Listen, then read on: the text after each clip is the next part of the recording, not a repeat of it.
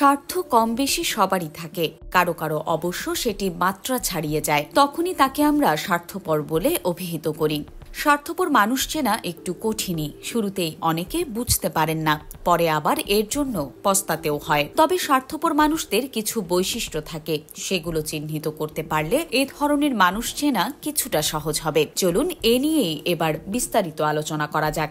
জেনে নেওয়া যাক স্বার্থপর মানুষদের বৈশিষ্ট্যগুলো। নিজেকে নিয়েই ভাবনা। কেউ স্বার্থপর হলে সে অন্যকে নিয়ে চিন্তা করে না, অন্যের বদলে নিজেকে নিয়েই ভাবে। শুধু কার কিসে ভালো হলো না খারাপ তাও ভাবে না স্বার্থপর ব্যক্তি। তাই সবার কাছে নিজের প্রশংসা করতে থাকে এসব মানুষ। কারো কথা শোনার চিন্তাও করে না। কেউ যদি স্বার্থপর হয় তাহলে দেখা যাবে ওই ব্যক্তি শুধু নিজেকে নিয়েই পরিকল্পনা করতে থাকে। তারা শুধু নিজেকে নিয়েই স্বপ্ন দেখে। এসব লক্ষণ স্বার্থপরতার ইঙ্গিত দেয়। এমন পরিস্থিতিতে তাই সাবধান হতেই হবে।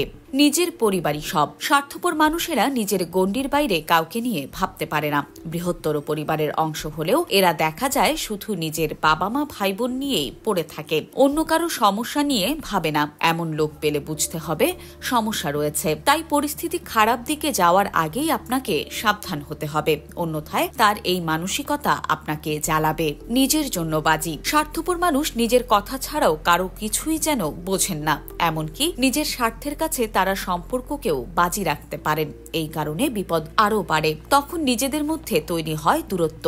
আপনার প্রিয়জন যদি এমন মানসিকতার হয়ে থাকে তবে প্রথমেই সচেতন হন, নইলে পরিস্থিতি যে কোনো সময় বিগড়ে যেতে পারে। এমন পরিস্থিতিতে কি করবেন? পারলে বিষয়টি নিয়ে স্বার্থপর স্বভাবের ব্যক্তির সঙ্গে কথা বলুন, তাহলে হয়তো সে নিজের ভুল বুঝতে পারবে। এমনও হতে পারে যে ওই ব্যক্তি নিজের স্বভাব বদলেই ফেললেন। বলা তো যায় না, তাই চেষ্টা করতে ক্ষতি নেই।